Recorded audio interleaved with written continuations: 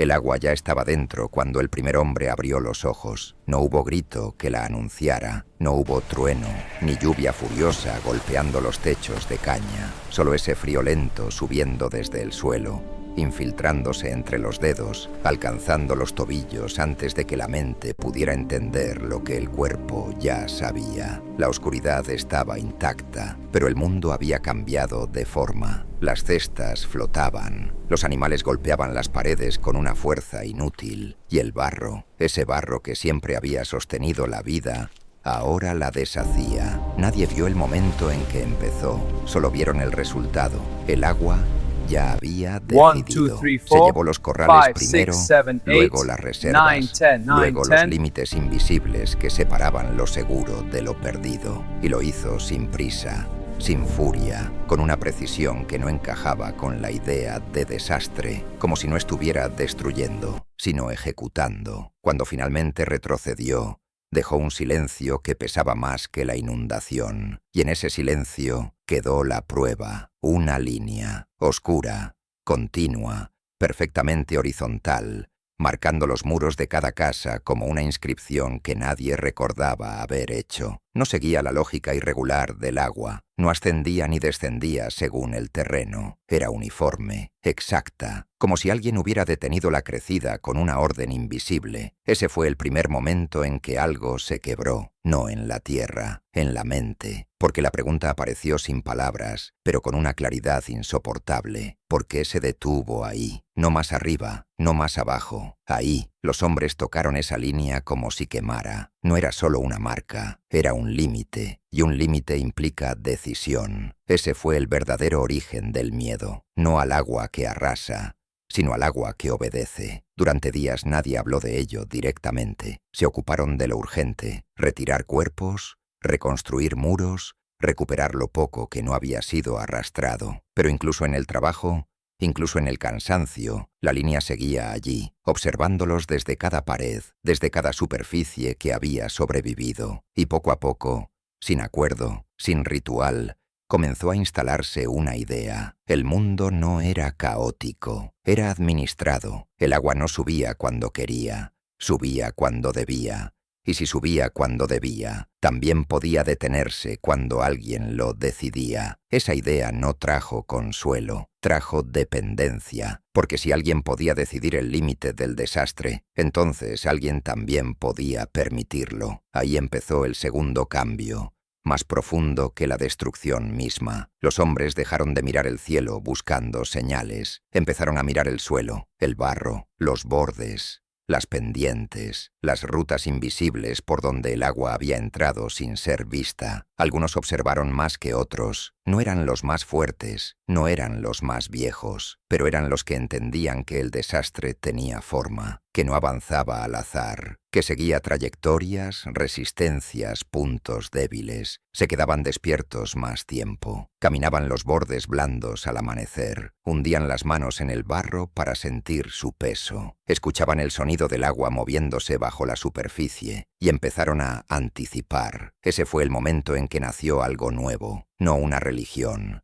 no todavía, una función, saber cuándo intervenir. Una compuerta improvisada podía desviar una crecida, un canal mal abierto podía condenar un campo entero, y esa diferencia no era visible para todos, solo para unos pocos. Ahí comenzó la primera forma de poder real. No se imponía con fuerza, no necesitaba gritos, no exigía reverencia, pero decidía qué se salvaba y qué se perdía, y el resto, agotado, empezó a aceptar esas decisiones sin comprenderlas, porque funcionaban. Ese fue el momento en que el mundo dejó de ser soportado y empezó a ser organizado. Pero toda organización necesita un punto fijo, un lugar donde las decisiones no cambien con el barro ni con el miedo. Al principio fue solo eso, un punto, un lugar que no se movía. Mientras las casas se reconstruían en zonas más altas, mientras las familias se desplazaban buscando seguridad, hubo un sitio que permaneció exactamente donde estaba, no porque fuera el más seguro, sino porque alguien decidió que debía ser el más importante. Allí comenzaron a reunirse,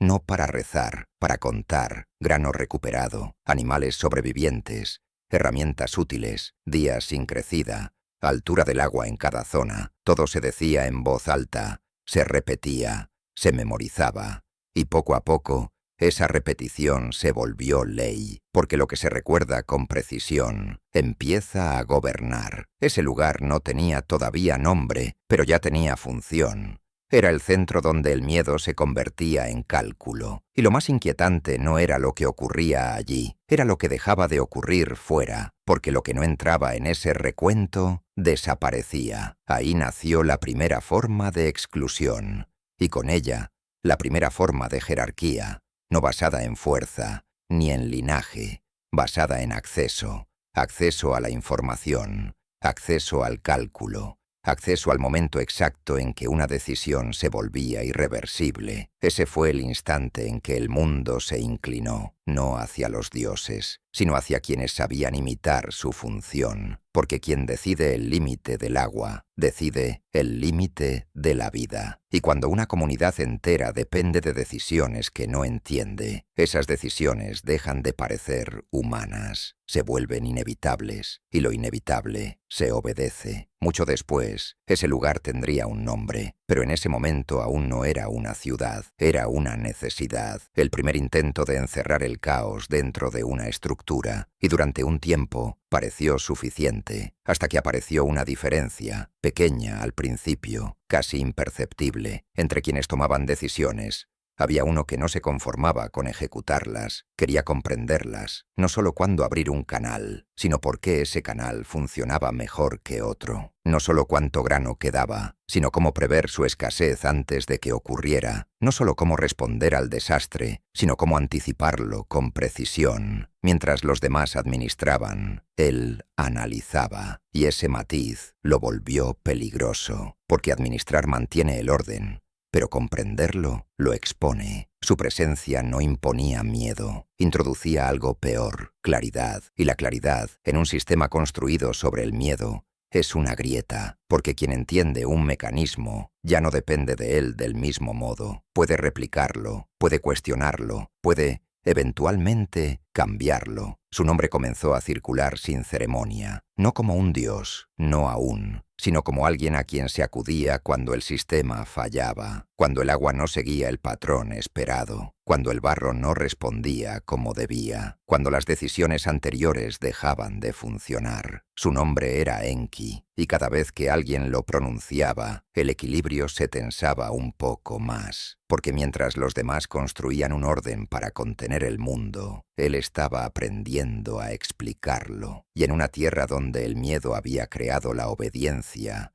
explicar el orden era algo más que conocimiento, era el principio del fin, porque en el momento en que un sistema puede enseñarse, deja de pertenecer exclusivamente a quienes lo controlan, y ese fue el error que nadie supo reconocer a tiempo, el momento exacto en que el poder dejó de ser absoluto y empezó a ser transferible. Nadie discutió cuando aquel recinto dejó de ser solo un lugar para contar. No hizo falta anunciarlo. Ocurrió como ocurren las transformaciones peligrosas, sin ruptura visible. Una mañana seguía siendo un punto de reunión. Unas lunas después, ya nadie podía imaginar la vida fuera de él. Las cestas entraban, las cuentas se repetían, las decisiones se fijaban, y lo que allí se decía empezaba a pesar más que lo que ocurría fuera, porque lo que no pasaba por ese centro dejaba de existir. Los hombres no lo llamaban poder, no aún, lo llamaban orden. Y el orden,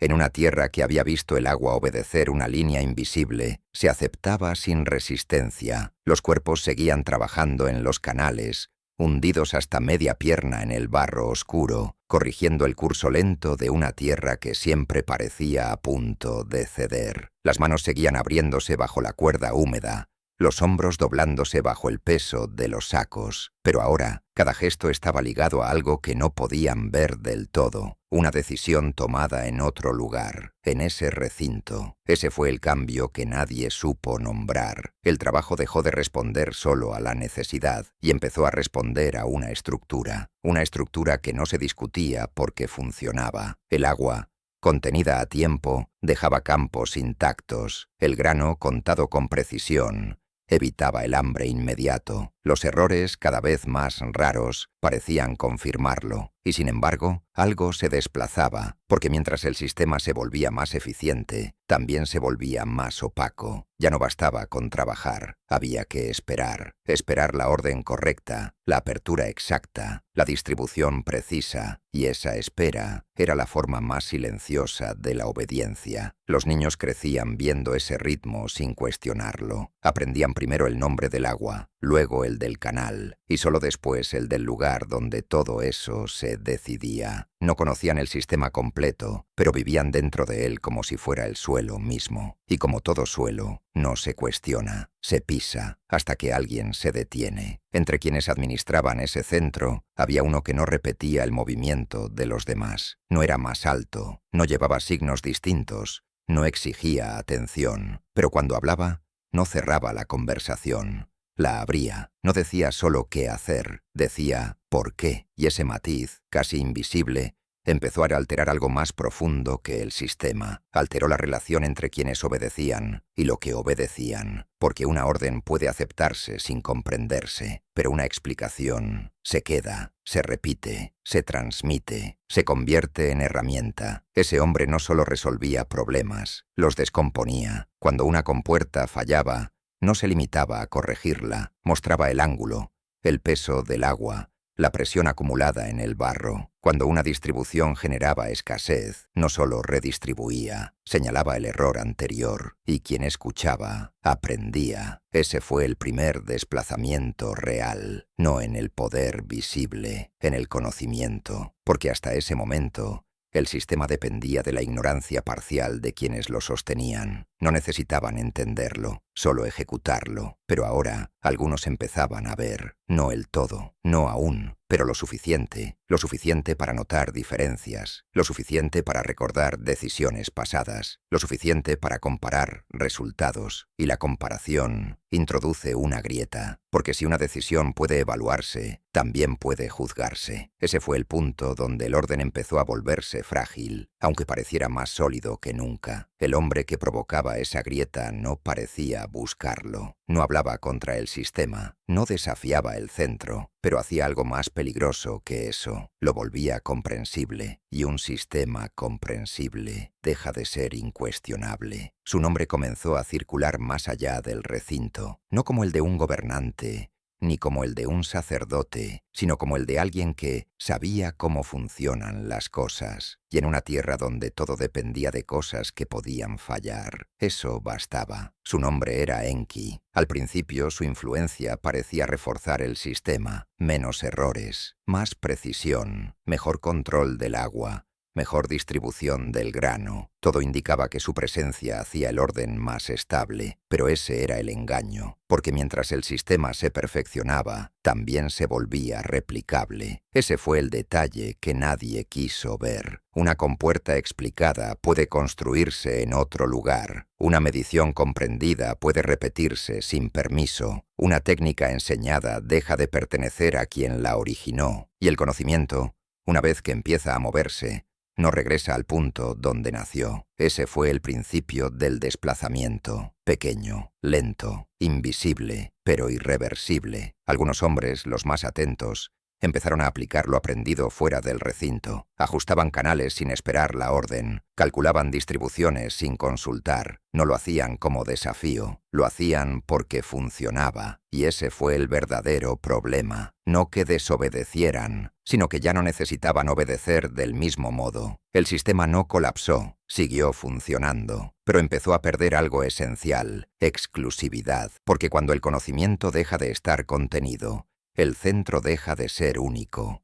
Y cuando el centro deja de ser único, deja de ser inevitable. Ese cambio no provocó rebelión, no generó conflicto abierto, fue más silencioso, más peligroso. El mundo empezó a poder existir, también fuera del punto que lo había organizado. Y en ese instante, el orden dejó de ser absoluto, solo que nadie, todavía, se atrevía a decirlo, porque aún había algo que no se entendía del todo, algo que no estaba en los canales ni en las cuentas, ni en las decisiones visibles, algo que parecía sostener el sistema desde más profundo, como si el orden no dependiera solo de quienes lo administraban, sino de algo que había sido construido antes, algo que Enki no había creado, solo había aprendido a usar, y ese fue el pensamiento que empezó a incomodar incluso a quienes no podían formularlo. Si Enki podía enseñar el sistema, ¿quién lo había enseñado a él? La pregunta no se dijo en voz alta, pero ya estaba allí, esperando. La cámara permanecía abierta, y nadie se atrevía a justificarlo, no porque faltaran palabras,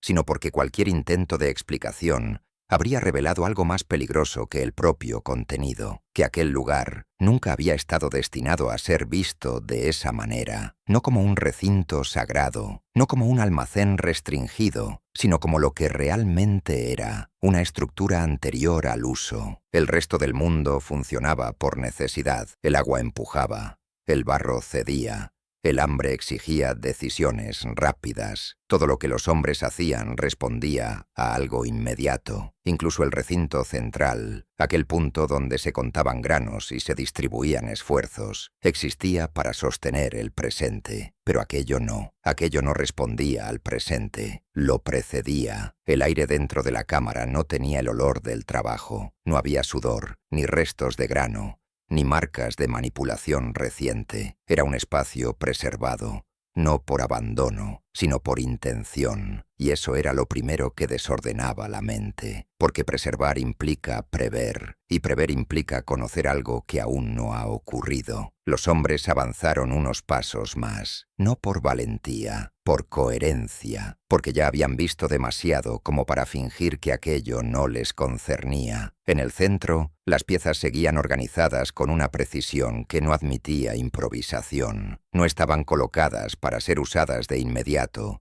sino para ser entendidas. Cada elemento parecía depender de otro, como si ninguno tuviera sentido por sí mismo. Ese detalle era decisivo, porque lo que no puede entenderse de forma aislada pertenece a un sistema, y un sistema implica diseño. Uno de ellos se inclinó, observando sin tocar. Ya no buscaba utilidad, buscaba patrón, y lo encontró, no en la superficie, sino en la repetición, formas que se replicaban, secuencias que se encadenaban, relación entre medidas, distribución, jerarquía de funciones. Aquello no describía tareas concretas, describía cómo debía organizarse cualquier tarea. Ese fue el momento exacto en que algo se rompió, porque hasta entonces el orden había sido percibido como una respuesta a la fragilidad del mundo, algo construido poco a poco, a partir del error, del ensayo, de la supervivencia, pero aquello sugería otra cosa. El orden no había sido descubierto, había sido entregado, y eso cambiaba todo, porque lo que se descubre puede pertenecer a quien lo encuentra, pero lo que se entrega siempre viene de otro. El silencio se volvió más pesado, no por miedo, por reconocimiento, porque en ese instante todos comprendieron algo que no podía deshacerse. El sistema no había empezado con ellos, ni siquiera con quienes lo gobernaban.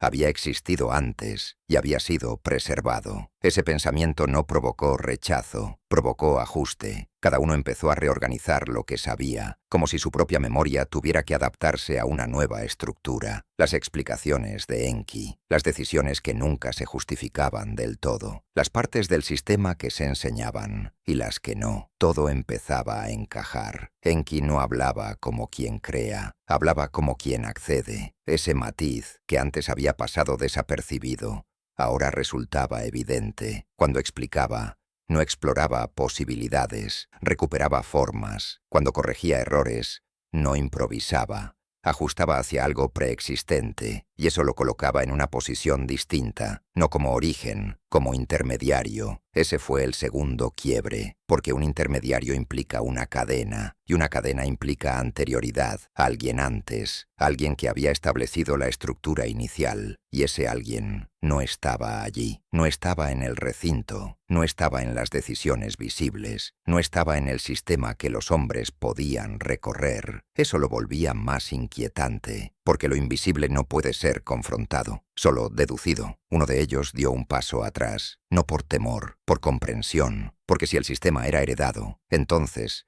Su autoridad no era absoluta, y si no era absoluta, podía desplazarse. Ese fue el pensamiento más peligroso hasta ese momento. No la existencia del conocimiento, sino su independencia del lugar donde se administraba. Porque si el conocimiento no pertenece al centro, el centro deja de ser necesario, y todo el orden construido dependía de esa necesidad. La cámara, abierta, se convirtió entonces en algo más que un descubrimiento. Se convirtió en evidencia. Evidencia de que el sistema tenía capas. Evidencia de que lo visible no era completo. Evidencia de que lo enseñado estaba limitado. Y esa limitación no era un error, era una decisión. Ese fue el tercer quiebre, porque introducía intención en la distribución del conocimiento. No solo mantener el orden, sino controlar hasta dónde podía comprenderse. Y controlar la comprensión es una forma más profunda de poder que imponer obediencia. Enki, con su tendencia a explicar,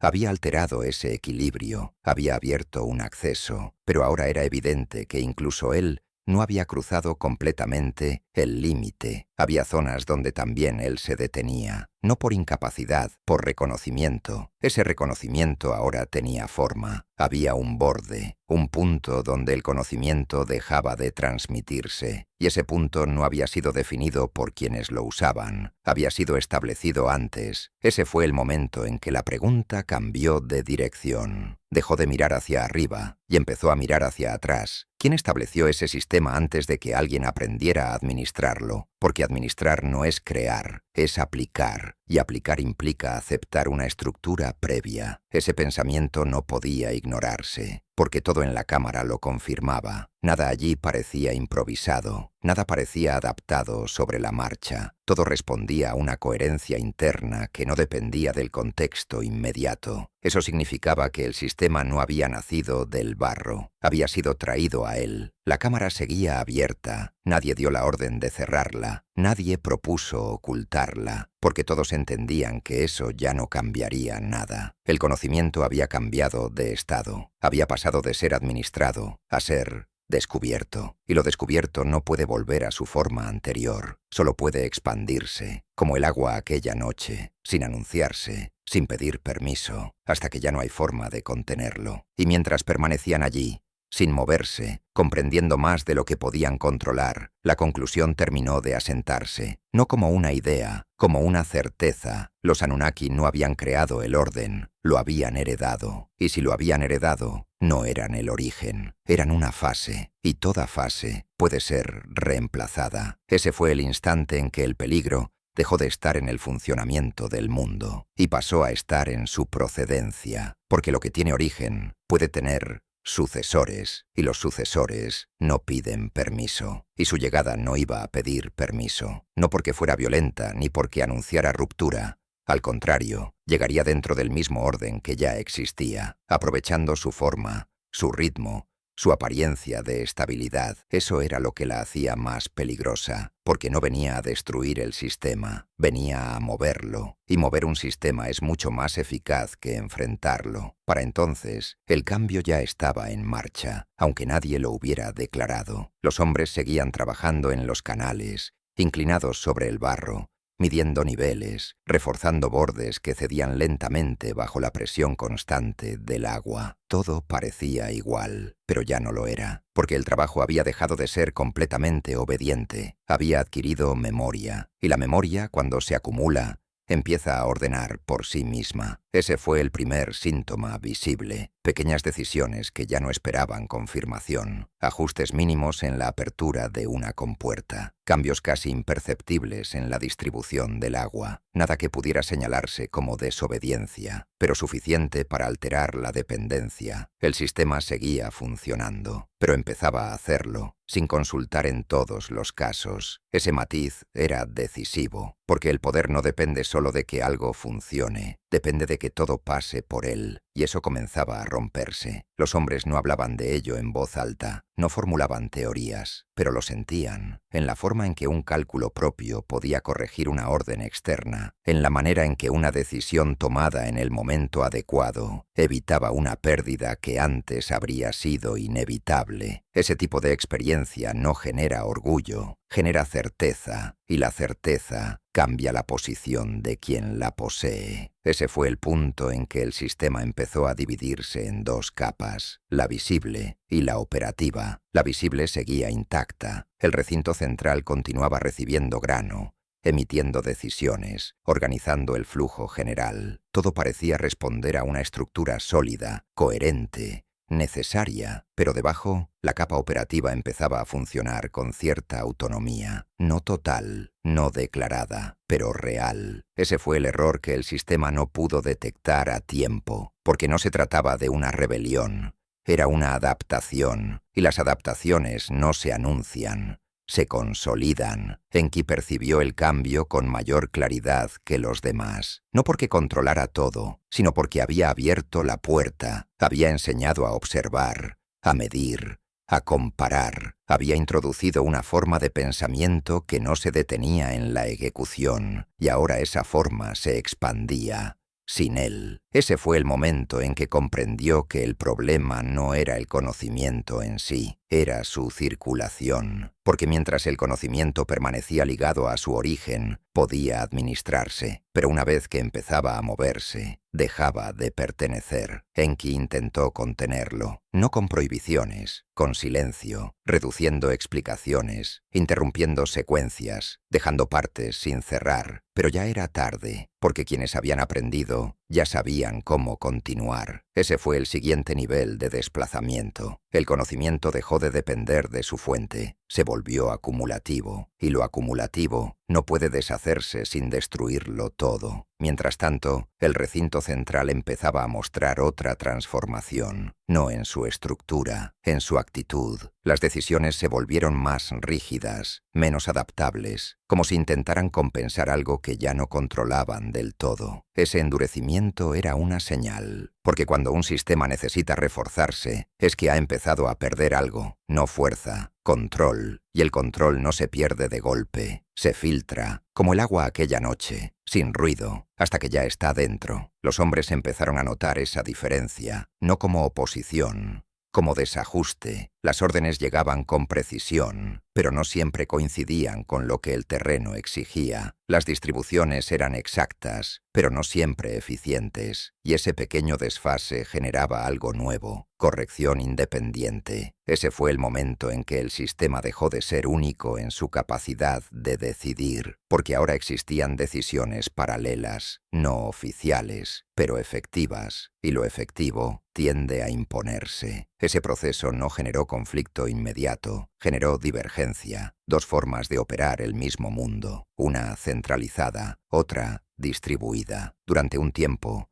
ambas coexistieron, sin enfrentarse, pero sin coincidir completamente. Ese tipo de equilibrio no puede mantenerse indefinidamente, porque tarde o temprano, una de las dos formas se vuelve dominante, y la dominante no es necesariamente la más antigua, es la más adaptable. Ese fue el momento en que apareció la siguiente variable, no desde dentro, desde fuera, porque mientras el sistema se reorganizaba en silencio, ya existía otro lugar donde ese cambio no solo era posible, era deseado, un lugar donde el orden no se concebía como algo que debía preservarse en profundidad, sino como algo que debía mostrarse, expanderse, multiplicarse. Ese lugar aún no había entrado en escena, pero ya estaba preparado, porque había comprendido algo que en el centro aún se resistían a aceptar. El poder no pertenece a quien lo guarda, pertenece a quien lo hace circular, y cuando el conocimiento comienza a moverse, alguien siempre está esperando para dirigir ese movimiento, no para entenderlo, para usarlo. Ese alguien ya estaba en camino, y no venía a aprender, venía a tomar lo que ya no podía ser contenido. Porque cuando un sistema empieza a replicarse fuera de su origen, su destino deja de estar en manos de quienes lo crearon o lo heredaron, y pasa a pertenecer a quien mejor sepa convertirlo en algo más grande, más visible, más irresistible, y en ese momento, sin que nadie en el centro lo supiera todavía, el equilibrio ya había cambiado de dueño. El equilibrio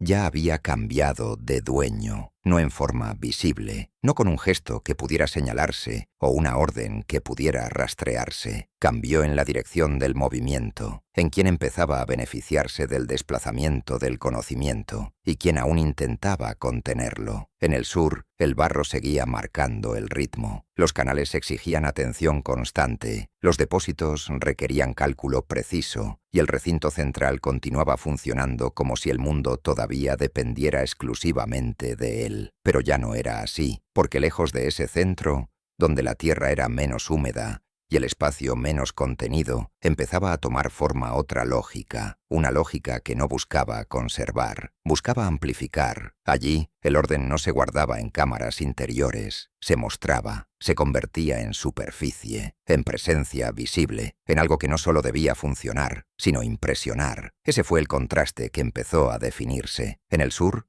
profundidad; en el norte, exposición; en el sur, control; en el norte, expansión, y entre ambos, el mismo material, el mismo conocimiento que ya había comenzado a moverse. Ese fue el punto donde el sistema dejó de ser único, porque cuando un modelo puede existir en dos formas distintas, deja de ser absoluto. En el centro, aún no lo comprendían del todo, percibían el cambio como una pérdida leve, difícil de medir, no en las cuentas, no en los registros, sino en algo más intangible: la dependencia. Los hombres seguían viniendo, el grano seguía entrando, las decisiones seguían siendo obedecidas, pero ya no con la misma necesidad. Ese matiz era casi invisible, pero suficiente, porque el poder no se sostiene solo en la obediencia, se sostiene en la imposibilidad de imaginar una alternativa, y esa imposibilidad había desaparecido, no completamente, pero lo suficiente para empezar a erosionar el centro. Enki lo entendió antes que los demás, no porque lo controlara, sino porque reconocía el patrón. Había visto cómo el conocimiento se desplazaba dentro del sistema. Ahora veía cómo ese mismo movimiento comenzaba a tomar forma fuera de él, y eso era distinto, porque dentro del sistema el conocimiento aún podía interpretarse como una extensión del orden, pero fuera se convertía en otra cosa, en herramienta, en instrumento,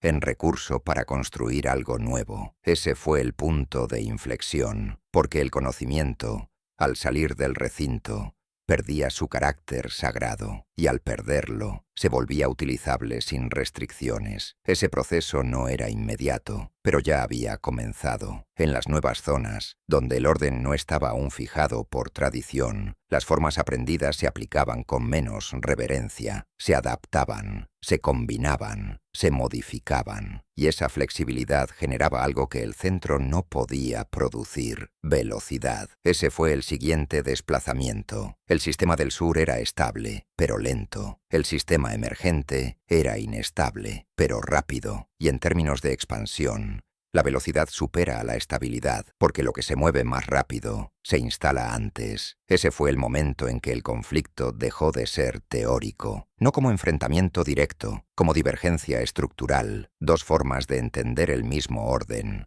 una que lo conserva, otra que lo transforma, y ambas compitiendo por lo mismo: el derecho a definir el mundo. En ese punto, el conocimiento ya no era solo una herramienta de administración, se había convertido en un territorio, y como todo territorio, podía disputarse. El centro reaccionó, no con violencia, con refuerzo, más control en los accesos, mayor rigidez en las decisiones, menos tolerancia a la variación. Intentaban fijar el sistema, pero fijar algo que ya ha empezado a moverse es una forma lenta de perderlo, porque mientras se endurece, pierde adaptabilidad, y mientras pierde adaptabilidad, pierde capacidad de responder. Ese fue el error: intentar preservar lo que ya no podía permanecer estático. Mientras tanto, fuera del centro, el mismo conocimiento empezaba a adquirir otra forma, más visible, más atractiva, más ligada al deseo que a la necesidad. Ese fue el elemento que cambió el juego, porque hasta ese momento,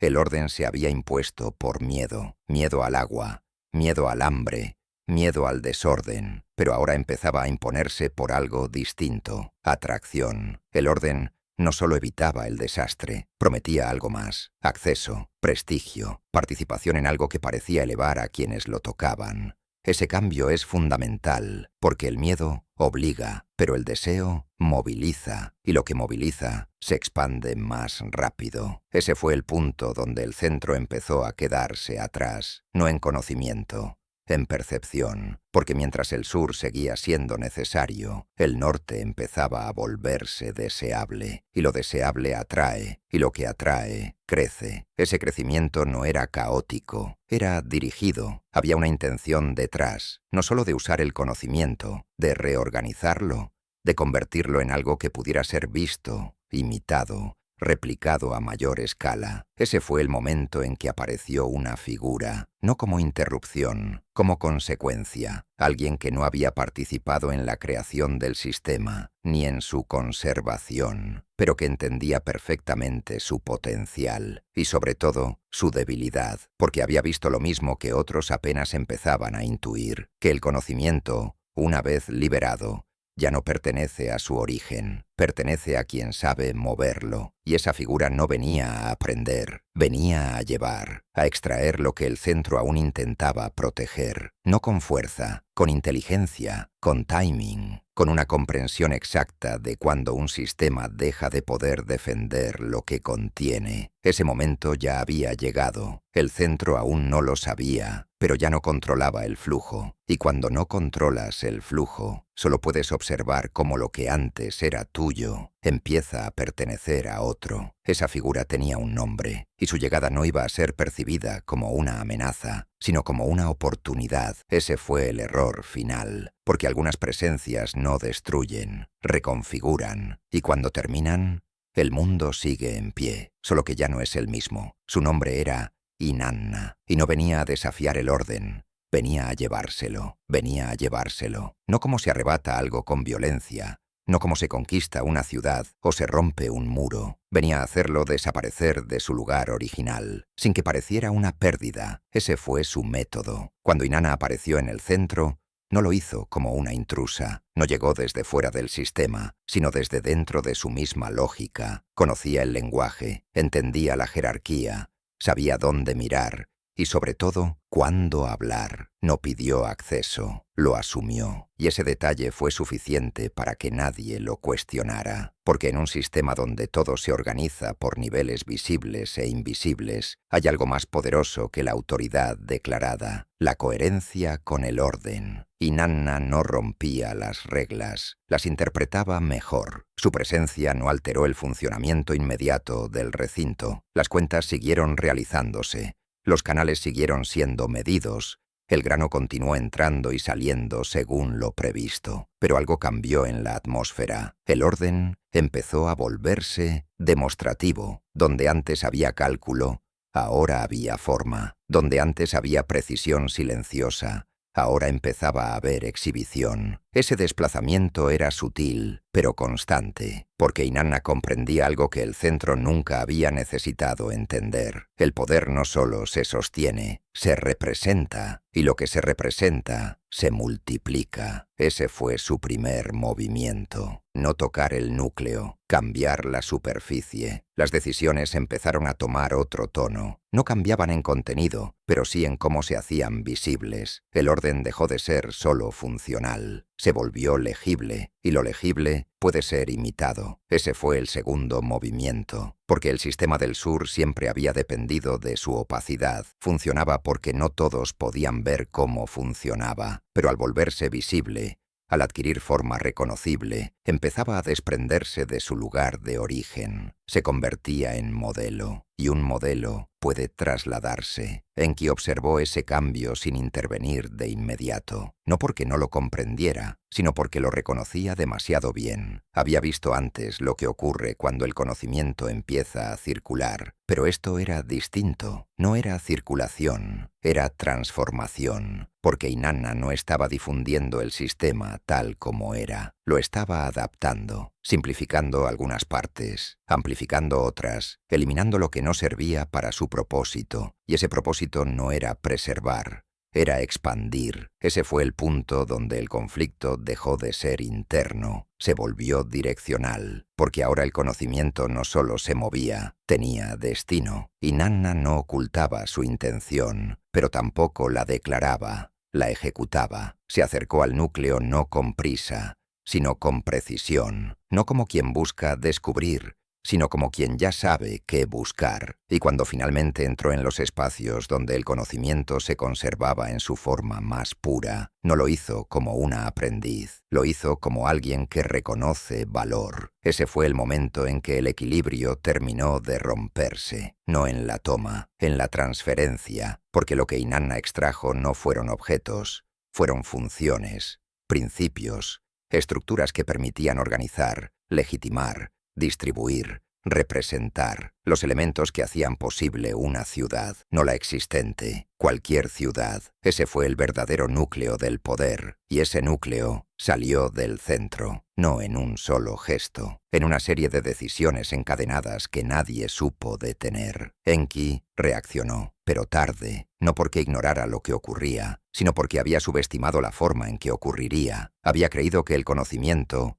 incluso al moverse, mantendría su forma original, que seguiría siendo reconocible, que podría ser recuperado. Pero Inanna no estaba moviendo el sistema, lo estaba reescribiendo en tránsito, y lo que se reescribe no vuelve igual. Ese fue su error definitivo, pensar que perder algo era perderlo físicamente, cuando en realidad lo había perdido en la forma, porque una vez que el conocimiento cambia de forma, ya no pertenece al lugar donde nació, pertenece al lugar donde se vuelve útil de otra manera. El centro no colapsó, siguió funcionando, pero empezó a vaciarse, no de grano, de relevancia. Las decisiones aún se tomaban allí, pero ya no definían todo, porque fuera, en otro lugar, esas mismas decisiones empezaban a reproducirse, sin pasar por el origen. Ese fue el verdadero desplazamiento, no de poder, de centralidad. El mundo dejó de girar completamente alrededor de un punto, y cuando eso ocurre, ningún punto vuelve a ser el mismo. Los hombres lo percibieron antes de entenderlo, en la forma en que nuevas prácticas aparecían sin haber sido enseñadas allí, en cómo ciertas decisiones ya no necesitaban referencia al centro, en cómo el orden empezaba a existir, también en otro lugar. Ese lugar tenía otro ritmo,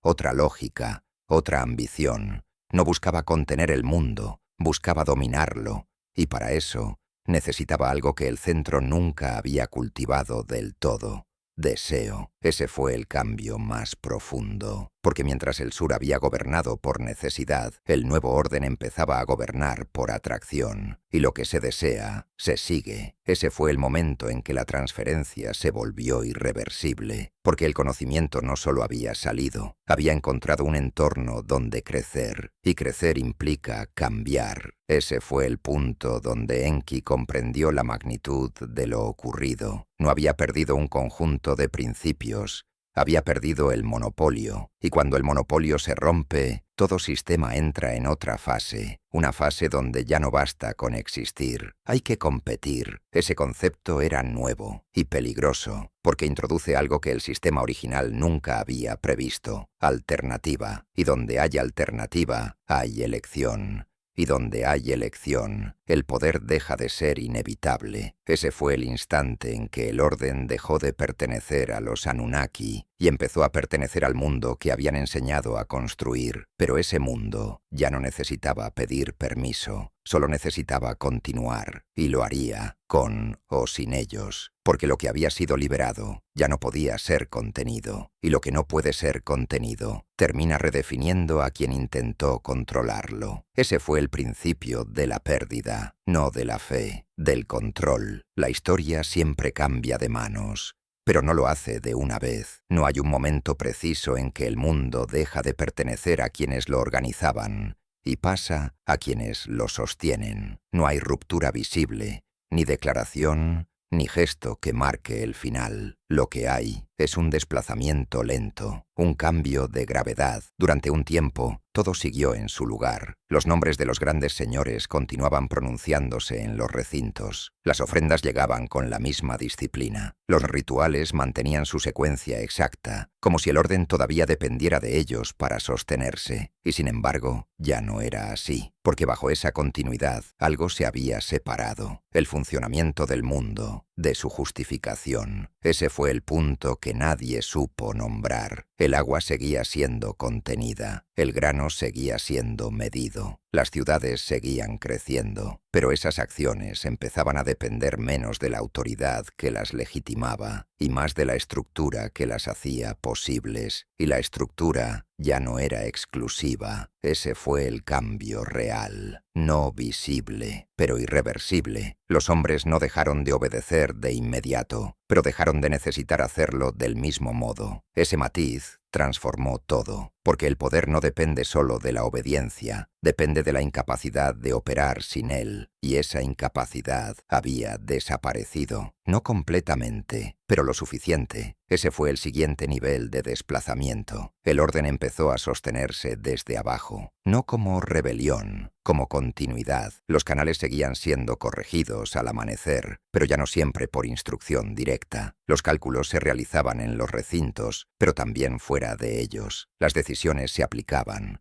pero comenzaban a ser ajustadas en el terreno. Ese proceso no era visible como conflicto, era visible como diferencia, pequeñas variaciones que, acumuladas, empezaban a separar la forma original del sistema de su aplicación real. Ese fue el punto donde el sistema dejó de ser idéntico a sí mismo, y cuando un sistema deja de ser idéntico a su origen, empieza a evolucionar. Esa evolución no necesitó permiso, no necesitó aprobación, se produjo porque era posible, y lo que es posible tiende a ocurrir. Ese fue el error que los Anunnaki no pudieron corregir, no porque no lo vieran, sino porque no podían revertir la causa. Habían enseñado lo suficiente para que el sistema pudiera sostenerse sin intervención constante. Y una vez que eso ocurre, la intervención deja de ser indispensable. Ese fue el punto donde el poder cambió de naturaleza, de control directo, a influencia, y la influencia no garantiza obediencia, solo orientación. Ese cambio debilitó algo esencial, no la presencia, la inevitabilidad,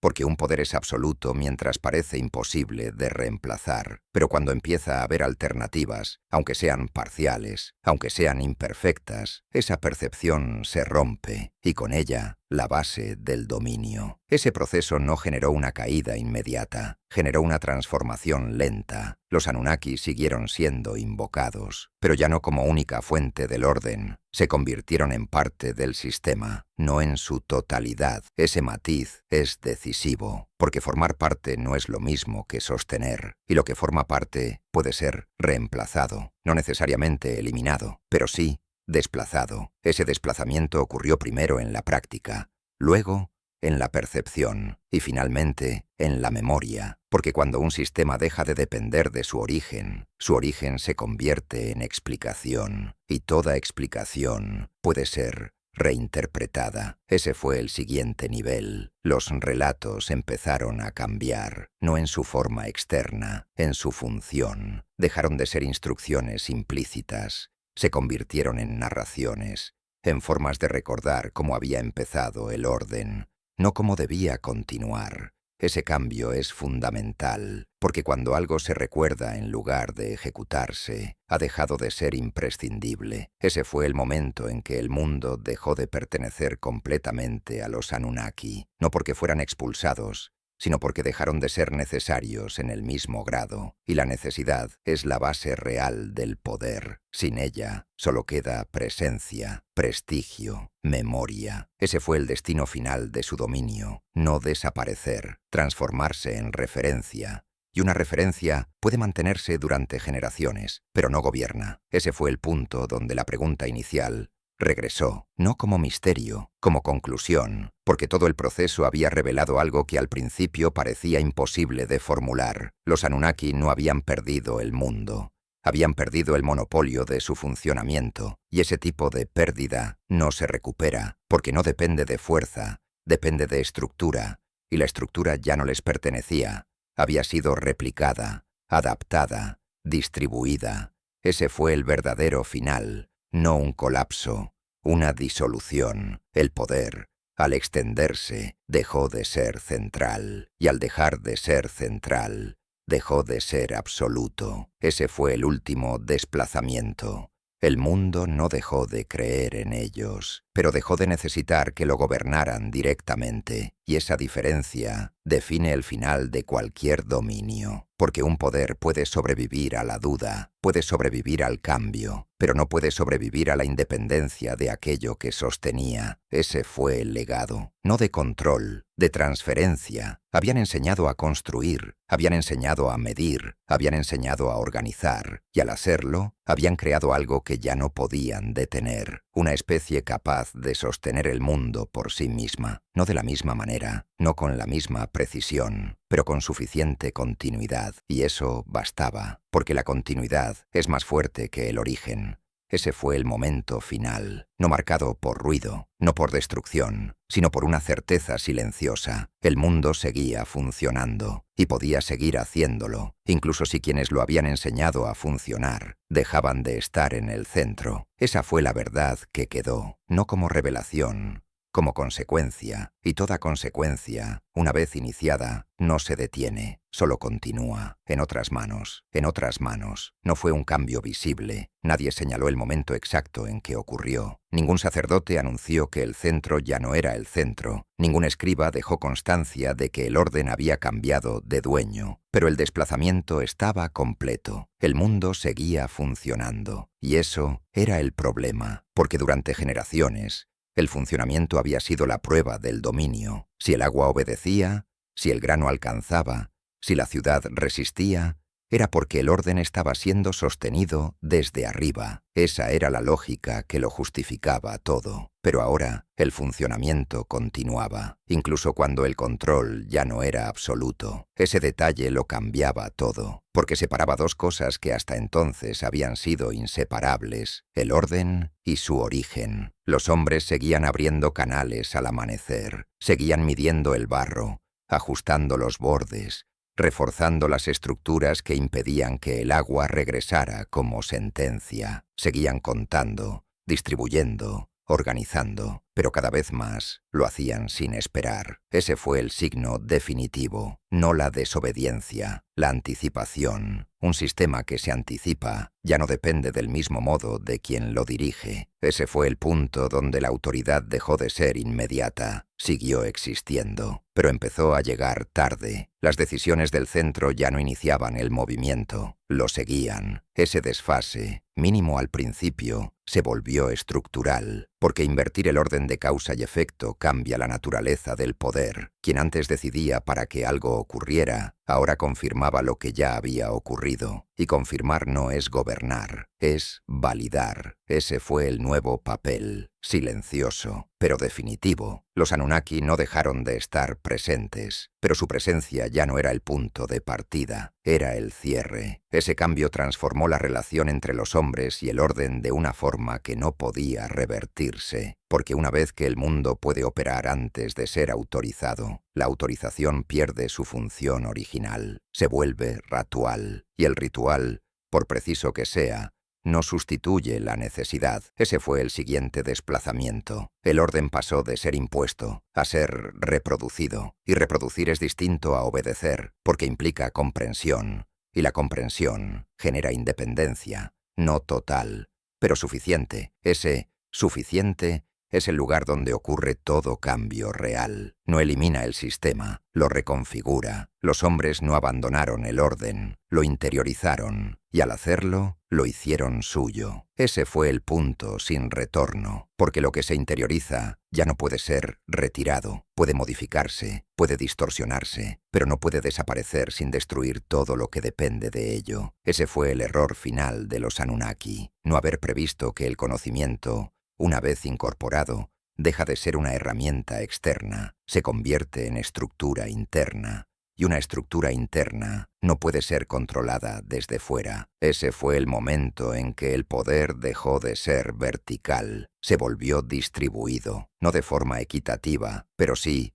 irreversible, porque ya no existía un único punto desde el cual todo debía pasar. Había múltiples puntos, múltiples decisiones, múltiples formas de aplicar el mismo orden. Ese fenómeno no eliminó la jerarquía, la fragmentó, y una jerarquía fragmentada no gobierna de la misma manera. Ese fue el siguiente nivel de transformación. El poder dejó de ser concentrado, se volvió contextual, dependía del lugar, del momento, de quien ejecutaba. Ese tipo de poder no puede sostener una estructura única, produce variaciones, y las variaciones crean mundos distintos dentro del mismo mundo. Ese fue el resultado, no un reemplazo total, una multiplicación. El orden ya no era uno, eran muchos, todos derivados del mismo origen, pero ninguno completamente dependiente de él. Ese fue el punto donde la pregunta inicial encontró su respuesta, no en una revelación, en una consecuencia. Porque si los Anunnaki habían enseñado y los hombres habían aprendido, y el sistema ahora existía sin depender completamente de ellos, entonces la pregunta ya no era quién gobernaba, era otra, más profunda, más incómoda. ¿Quién diseñó un sistema capaz de sobrevivir incluso a quienes lo enseñaron? Porque ese tipo de diseño no es accidental, no es producto de ensayo, es intención. Y la intención implica un conocimiento previo, un nivel de comprensión que no se limita al funcionamiento, sino que anticipa su evolución. Ese fue el último nivel de la sospecha, no sobre el presente, sobre el origen, porque si el sistema estaba diseñado para ser transferido, para ser replicado, para ser heredado, entonces su creador no buscaba control inmediato, buscaba continuidad, y la continuidad es una forma de poder más profunda que el dominio directo, porque no depende de la presencia, depende de la permanencia. Ese fue el punto final, no de la historia, de su interpretación. Los Anunnaki no fracasaron porque fueran débiles, ni porque los hombres se rebelaran. Fracasaron porque operaban dentro de un sistema que no habían creado, un sistema que les permitió gobernar, pero que también permitió que otros aprendieran a hacerlo. Y cuando eso ocurre, el poder deja de ser exclusivo, se convierte en legado, y un legado no pertenece a quien lo transmite, pertenece a quien lo continúa. Ese fue el destino del primer mundo. No desaparecer, ser absorbido, convertirse en la base de algo que ya no podía controlarse desde un solo punto. Y en ese proceso, los nombres permanecieron, las estructuras también, pero la autoridad cambió de manos, no de forma violenta, de forma inevitable, como el agua aquella noche, sin anunciarse, sin detenerse, hasta que todo estuvo dentro, y entonces ya no había nada que contener, solo algo que continuar, porque lo que había comenzado no había sido diseñado para terminar, solo para pasar, solo para continuar. Esa era la lógica que había estado presente desde el inicio, aunque nadie la hubiera formulado con claridad. No se trataba de construir algo eterno en un punto fijo, se trataba de crear algo capaz de desplazarse sin romperse, y ahora, por primera vez, esa lógica se volvía visible, no en los templos, no en los nombres, en el comportamiento del propio sistema. El mundo seguía funcionando. Ese era el dato más inquietante. Las ciudades no colapsaban, los canales no se abandonaban, el grano seguía siendo medido, distribuido, almacenado con la misma disciplina que había definido el orden desde el principio. Todo parecía confirmar que el sistema seguía intacto, pero no lo estaba, porque el funcionamiento ya no dependía del mismo origen. Ese fue el punto exacto donde todo cambió. No cuando los hombres dejaron de obedecer, cuando dejaron de necesitar entender completamente. Ese matiz era decisivo, porque el sistema ya no requería ser transmitido en su totalidad. Bastaba con fragmentos, bastaba con que ciertas partes sobrevivieran en manos distintas, en prácticas distintas, en lugares distintos, y eso era lo que estaba ocurriendo. Un hombre podía conocer solo la lógica del canal y sostener una parte del orden. Otro podía dominar la distribución del grano y mantener otra parte. Ninguno necesitaba ver el sistema completo, y sin embargo, el sistema seguía funcionando. Ese fue el diseño, no centralizar el conocimiento, fragmentarlo, distribuirlo de tal forma que su pérdida parcial no implicara el colapso total. Ese tipo de estructura no es accidental, responde a una intención, porque diseñar algo para que sobreviva a su propio desmantelamiento implica prever su fragmentación, y prever la fragmentación implica conocer el futuro del sistema. Ese fue el nivel más profundo del descubrimiento. No solo que el orden había sido heredado, sino que había sido diseñado para ser heredado. Ese detalle lo cambia todo, porque transforma la pregunta inicial. Ya no se trata solo de quién enseñó a los Anunnaki, sino de por qué les enseñaron. Y la respuesta no está en el control, está en la continuidad. Los Anunnaki habían operado como administradores, habían organizado, distribuido, consolidado, pero no habían definido el objetivo final del sistema, solo habían ejecutado una fase, y esa fase había terminado, no con un evento, con una transición. Ese fue el momento en que el mundo dejó de depender de una estructura central, no porque la hubiera destruido, porque la había superado. El orden ya no necesitaba un único punto de validación, se validaba en su propia repetición. Ese es el nivel más alto de autonomía que puede alcanzar un sistema, cuando funciona, sin necesidad de justificarse constantemente. Ese fue el destino final del primer mundo, no desaparecer, disolverse en su propia expansión, convertirse en algo que ya no puede rastrearse hasta un único origen. Y cuando eso ocurre, el origen pierde su capacidad de control, se convierte en referencia, en relato, en memoria. Ese fue el lugar donde terminaron los Anunnaki, no en la caída, en la irrelevancia progresiva. Siguieron siendo recordados, siguieron siendo invocados, pero ya no eran necesarios para que el mundo continuara. Y esa diferencia es definitiva, porque un poder puede sobrevivir a la duda, puede sobrevivir a la transformación, pero no puede sobrevivir a la independencia de aquello que sostenía. Ese fue el punto final, no como ruptura, como conclusión. El sistema había cumplido su propósito, había generado una estructura capaz de sostenerse por sí misma, y en ese momento sus administradores dejaron de ser indispensables. Ese fue el verdadero significado de la pérdida, no la desaparición, la sustitución funcional. Los hombres no expulsaron a los Anunnaki, los dejaron atrás, sin darse cuenta completamente,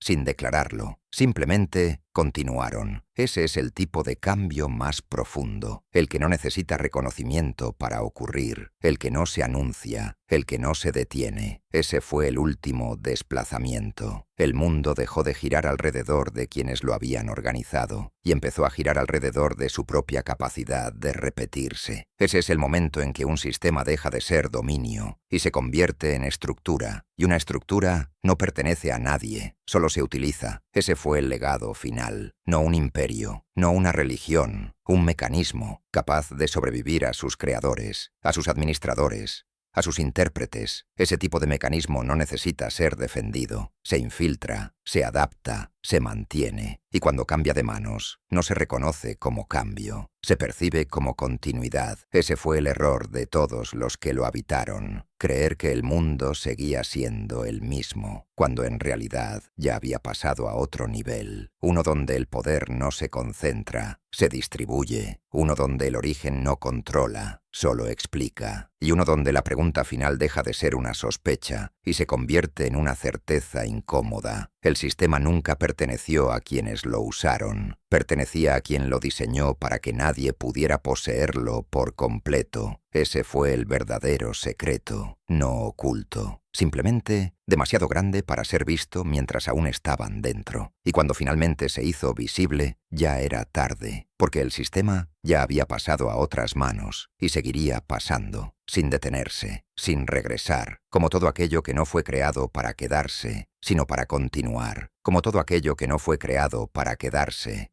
sino para continuar. Esa idea, que al principio había sido apenas una sospecha enterrada bajo capas de barro y decisiones, ahora se imponía con una claridad incómoda, no como teoría, como evidencia acumulada, porque nada en el mundo que habían construido permanecía inmóvil, todo se desplazaba, el agua, el grano, las técnicas, las palabras, incluso el sentido del poder. Y sin embargo, el sistema seguía intacto. Ese era el último enigma, porque si todo cambiaba, ¿por qué el orden persistía? Los hombres ya no miraban hacia el centro con la misma necesidad. Seguían acudiendo, sí, pero no porque sin él el mundo colapsara. Acudían porque era costumbre, porque todavía era útil, porque aún concentraba parte de lo que necesitaban, pero no todo. Ese fue el cambio definitivo. El centro dejó de ser imprescindible, y cuando algo deja de ser imprescindible, comienza a convertirse en opción. Ese matiz, casi invisible, era en realidad una ruptura estructural, porque el poder absoluto no admite alternativas, pero el sistema ahora sí. Ese fue el punto en que el mundo dejó de estar organizado alrededor de un único eje. Empezó a existir como una red de decisiones interconectadas, donde ningún punto controlaba completamente a los demás. Y ese tipo de estructura no puede ser gobernada del mismo modo. Los Anunnaki seguían presentes en los relatos, en los nombres de los lugares, en la forma en que los hombres explicaban lo que hacían, pero ya no estaban en cada acción. Ese vacío era la señal, no de abandono, de sustitución, porque donde antes había una orden, ahora había un procedimiento. Donde antes había una instrucción, ahora había una práctica repetida, y la práctica, cuando se estabiliza, sustituye a la autoridad. Ese fue el mecanismo final. El sistema no había sido arrebatado, había sido internalizado, y lo internalizado no necesita supervisión constante. Ese fue el momento en que el poder dejó de ser visible, no porque desapareciera, porque cambió de forma. Se volvió estructural, invisible en su origen, pero presente en cada acto. Ese tipo de poder no se cuestiona fácilmente, porque no se percibe como algo externo, se percibe como la forma natural de hacer las cosas. Ese fue el logro más profundo del sistema, convertirse en normalidad. Y la normalidad es la forma más eficiente de control, porque no necesita ser defendida, se ejecuta, se repite, se transmite sin resistencia. Ese fue el estado final, no de dominio, de integración. El orden ya no estaba separado del mundo, era el mundo. Y en ese punto, la pregunta inicial adquirió su forma más peligrosa, no como duda sobre el pasado, como interpretación del presente. Si el sistema sigue funcionando sin sus administradores originales, ¿fueron realmente ellos quienes lo crearon? Porque crear algo implica controlarlo en su totalidad, pero aquello había superado a quienes lo administraban, y eso solo ocurre cuando el diseño original es más amplio que su primera aplicación. Ese fue el último nivel de comprensión. Los Anunnaki no habían sido los autores finales, habían sido los primeros operadores visibles, los primeros en aplicar un sistema que ya estaba diseñado para sobrevivir más allá de ellos. Ese matiz lo cambia todo, porque desplaza el origen, lo empuja hacia atrás, hacia un punto que ya no puede observarse directamente, un punto donde el sistema aún no estaba en manos humanas, ni en manos de quienes lo administraron después, un punto anterior. Ese fue el verdadero vacío, no en el presente, en el origen, porque si el sistema había sido diseñado para continuar, para fragmentarse, para adaptarse, para sobrevivir a sus propios administradores, entonces su creador no necesitaba permanecer, solo necesitaba que funcionara. Ese es el tipo de inteligencia más difícil de detectar, la que no gobierna directamente, la que no se muestra, la que construye algo que sigue operando, incluso en su ausencia. Ese fue el descubrimiento final. No había una figura visible detrás del sistema, había un diseño, y el diseño era suficiente. Ese fue el motivo por el cual el poder había cambiado de manos sin conflicto, porque no había nada que arrebatar. El sistema no pertenecía a nadie en particular, y lo que no pertenece no puede ser defendido como propiedad, solo puede ser utilizado. Ese fue el destino del primer mundo. no caer, ser absorbido en algo mayor, algo que ya no necesitaba recordar cada detalle de su origen para continuar funcionando. Ese es el signo definitivo de una estructura que ha alcanzado su forma completa, cuando puede perder partes y seguir siendo reconocible, cuando puede cambiar de manos y seguir operando, cuando puede ser olvidada parcialmente y aún así persistir. Ese fue el legado, no de una civilización, de un mecanismo, y ese mecanismo seguía activo, no en los templos, no en los nombres, en la forma en que el mundo se organizaba, en la manera en que los hombres repetían, ajustaban, transmitían sin saber exactamente de dónde provenía todo. Ese fue el último desplazamiento. El origen se volvió irrelevante para el funcionamiento, y cuando eso ocurre, el origen deja de ser necesario. Solo queda como historia, como explicación, como intento de recordar algo que ya no puede controlarse. Ese fue el final, no de la historia, del control sobre ella, porque una vez que un sistema alcanza ese nivel de autonomía, ya no necesita ser protegido, ni defendido, ni siquiera comprendido completamente. Solo necesita continuar, y continuará, porque fue diseñado para eso, no para pertenecer, no para detenerse, sino para pasar, de manos en manos, de formas en formas, de mundos en mundos, sin regresar jamás a un único origen. Y esa es la única forma de poder que nunca desaparece. ¿En qué fase estamos ahora? La pregunta no aparece como una reflexión tranquila. No surge en los templos ni en los relatos antiguos. Aparece en otro lugar, en la repetición, en la forma en que ciertas estructuras continúan funcionando incluso cuando ya no recordamos quién las diseñó. Porque ese es el punto inquietante. El sistema nunca desapareció, solo dejó de ser visible como sistema. Durante generaciones, los hombres siguieron organizando el mundo sin detenerse a cuestionar la arquitectura que lo sostenía. Abrían canales, distribuían recursos, tomaban decisiones colectivas, establecían jerarquías, resolvían conflictos. Todo parecía evolución, pero había algo constante, una lógica que se repetía, una forma de estructurar el orden que no cambiaba, aunque cambiasen los nombres, las ciudades, las figuras de autoridad. Ese patrón era el rastro, no un objeto enterrado, no un archivo oculto, un comportamiento. Y lo más inquietante de un comportamiento es que puede ejecutarse sin conciencia de su origen. Ese fue el logro definitivo del sistema. No solo sobrevivir, volverse invisible, porque cuando una estructura se integra completamente en la práctica, deja de percibirse como algo externo, se percibe como natural, y lo natural no se cuestiona. Ese fue el último nivel de control, no imponer, normalizar. El mundo continuó avanzando. Nuevas ciudades surgieron. Nuevas formas de poder aparecieron. Nuevas narrativas reemplazaron a las anteriores. Pero el modo en que esas estructuras se organizaban seguía una lógica familiar. Centro y periferia. Distribución y control. Acceso limitado al conocimiento. Capas de comprensión. Ese esquema no era casual. Era repetición.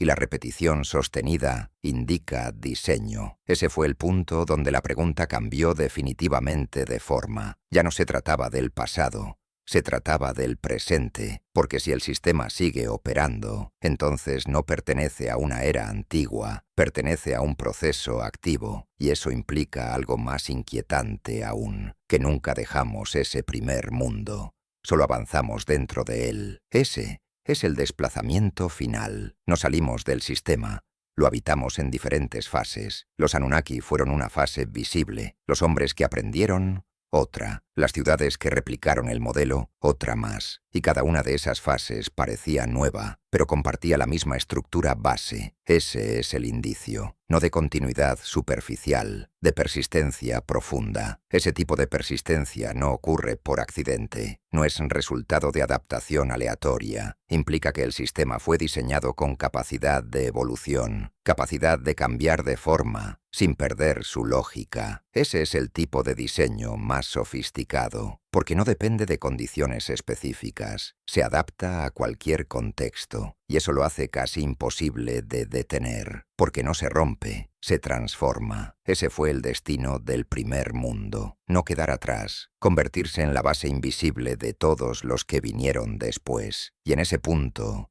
la pregunta original adquiere su forma más precisa, no como una duda sobre una civilización perdida, sino como una sospecha estructural. Si el sistema sigue activo, ¿realmente alguna vez lo comprendimos por completo? Porque operar dentro de algo no es lo mismo que entenderlo, y ese ha sido el patrón constante. Los Anunnaki operaban el sistema, los hombres aprendieron a operarlo también, pero ninguno parece haber controlado completamente su diseño. Eso implica un nivel anterior, un punto donde la estructura fue definida antes de ser utilizada. Ese punto no está documentado, no dejó nombres, pero dejó coherencia, y la coherencia es más difícil de falsificar que cualquier relato, porque no depende de interpretación, depende de funcionamiento. Ese es el rastro más claro, el hecho de que el sistema sigue funcionando, a través de cambios, de pérdidas, de transformaciones radicales. Sigue. Ese tipo de continuidad no es pasiva, es dirigida, no necesariamente por una presencia activa, sino por un diseño que no necesita intervención constante. Ese es el tipo de inteligencia más difícil de detectar, la que no aparece, la que no gobierna directamente, la que establece condiciones que se mantienen por sí solas. Ese fue el verdadero origen, no una figura, un diseño funcional, y ese diseño sigue aquí, no como una reliquia, como un marco invisible, en la forma en que organizamos lo colectivo, en la manera en que distribuimos recursos, en cómo estructuramos el conocimiento, en cómo aceptamos ciertas jerarquías como inevitables. Ese es el nivel donde opera, no en la superficie, en la lógica, y la lógica es lo último que se cuestiona, porque parece evidente, natural, correcta. Ese es el punto más peligroso, porque lo que parece natural rara vez se investiga, y lo que no se investiga permanece intacto. Ese fue el logro final del sistema, no ocultarse, ser asumido. Y cuando algo se asume sin cuestionarse, alcanza su forma más estable. Ese es el lugar donde estamos, no fuera del sistema, dentro de su fase actual. Una fase donde el origen ya no es visible, donde las estructuras funcionan sin necesidad de justificar su diseño inicial, donde el poder no siempre tiene rostro, pero sigue teniendo forma, y esa forma es la misma que comenzó hace miles de años. Ese es el cierre, no una conclusión, una continuidad, porque el sistema no terminó, nunca fue diseñado para terminar, solo para avanzar, de fase en fase, de manos en manos, de formas en formas, sin detenerse, sin revelarse completamente, y sin perder su estructura esencial. Por eso la pregunta final no busca el pasado, busca el presente, porque si el sistema sigue operando, entonces la verdadera incógnita no es quién lo creó, es esta, quién lo está utilizando ahora, sin saber que también forma parte de él. Si formas parte del sistema, ¿qué significa realmente actuar dentro de él? La pregunta no busca una respuesta inmediata, no puede resolverse con una idea clara ni con una conclusión cómoda, porque en este punto, lo que está en juego ya no es el pasado, ni los nombres, ni las estructuras visibles. Es la posición desde la cual se participa. Durante todo el recorrido fue posible observar el sistema como algo externo, algo que ocurrió, que se transmitió, que cambió de manos, algo que podía analizarse como una secuencia de hechos. Incluso cuando se hizo evidente que los Anunnaki no habían sido el origen, todavía era posible mantener cierta distancia, pero esa distancia ya no existe, porque el sistema no quedó atrás, se volvió entorno. Ese es el cambio definitivo. No se trata de algo que heredamos como un objeto, se trata de algo dentro de lo cual operamos, y operar dentro de una estructura que no se percibe como tal es lo que permite que continúe. Ese es el punto más delicado, porque implica que la continuidad del sistema no depende de una autoridad visible, depende de la ejecución constante, de acciones que parecen individuales, pero que responden a una lógica compartida. Ese tipo de lógica no se impone de forma evidente, se aprende, se repite, se asume, y al asumirse, se vuelve parte de la identidad de quienes la ejecutan. Ese es el nivel más profundo de integración, cuando el sistema deja de sentirse como sistema y empieza a sentirse como forma natural de actuar. Ese es el estado en el que se encuentra. No necesita justificarse, no necesita ser defendido constantemente, solo necesita continuar siendo ejecutado, y lo es, en cada decisión que sigue un patrón ya establecido, en cada forma de organizar recursos que parece lógica sin cuestionarse, en cada jerarquía que se acepta porque siempre ha sido así. Ese tipo de aceptación es clave, porque elimina la fricción.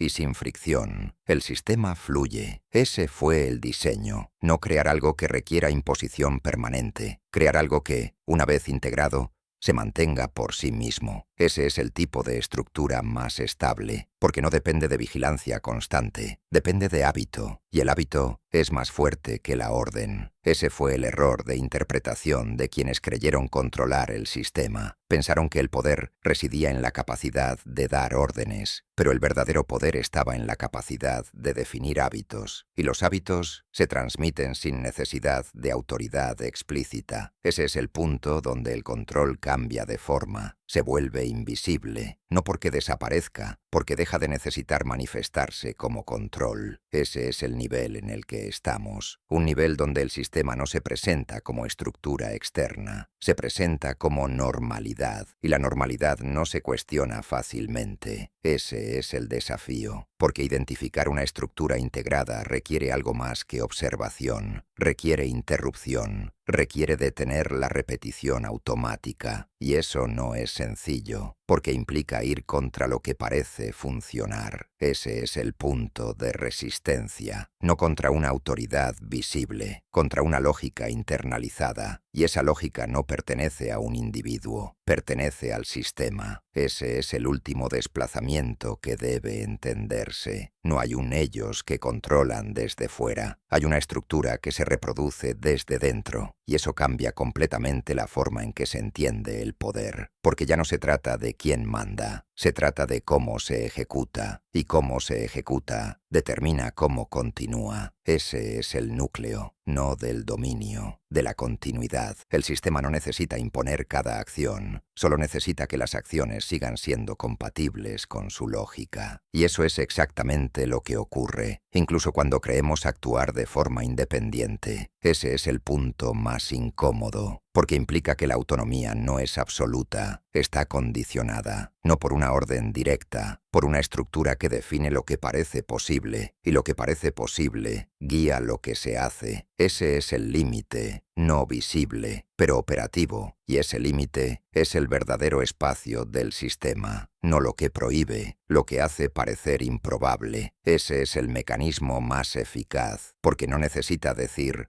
no, basta con no presentar alternativas como viables, y cuando algo no se percibe como viable, no se intenta. Ese es el tipo de control que no deja rastro evidente, porque no actúa sobre la acción, actúa sobre la percepción, y la percepción es el primer paso de cualquier decisión. Ese fue el nivel más avanzado del diseño, no controlar lo que se hace, influir en lo que se considera posible hacer, y ese tipo de influencia no se detecta fácilmente, porque se confunde con sentido común. Ese es el punto donde estamos, no en una estructura visible que pueda ser señalada, en una lógica que se ejecuta sin nombrarse, y ese es el verdadero